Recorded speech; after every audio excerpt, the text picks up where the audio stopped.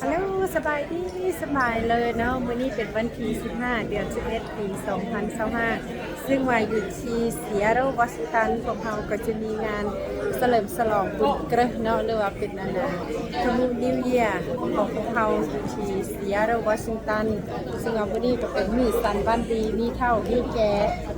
ไอ้เอ้ยน้องพ่อแม่ลุงตามาร่วมงานซึ่งว่าเขาก็ถ่ายรูปวิดีโอไปหลายเดี๋ยวนี้ก็สิพาเบิ่งบรรยากาศตอนนี้ก็กำลังสนุกขวัญ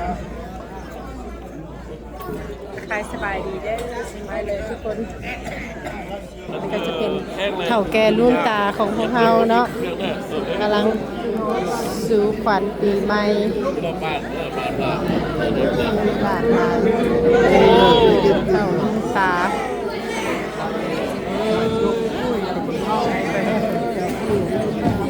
ก็จะเป็นขันสู่ขวัญต่างๆเดี๋ยวส่งระยะสู่ขวัญเดี๋ยวเขาก็สิมาถ่ายเอาภาพบรรยากาศ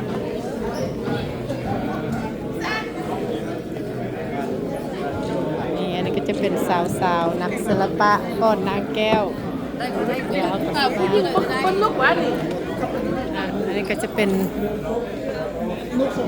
บรรยากาศเดี๋ยวพระเจ้ากำลังสู่ขวัญเนาะบรรยากาศก็จะเป็นอบอุ่นเนาะสำหรับ small community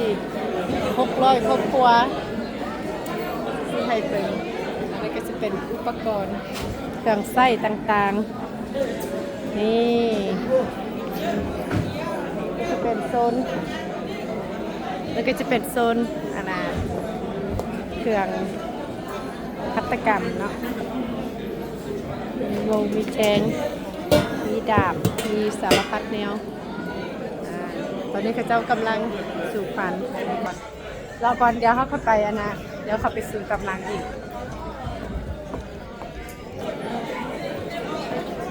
อันนี้ก็จะเป็นโซนอาหารเนาะมีอาหารก็จะมีอาหารหลากหลายตอนนี้ยังปิดไว้เพราะว่าก็จะเป็นประเภทของว่างสารพัดแนวมีโดนัทอีก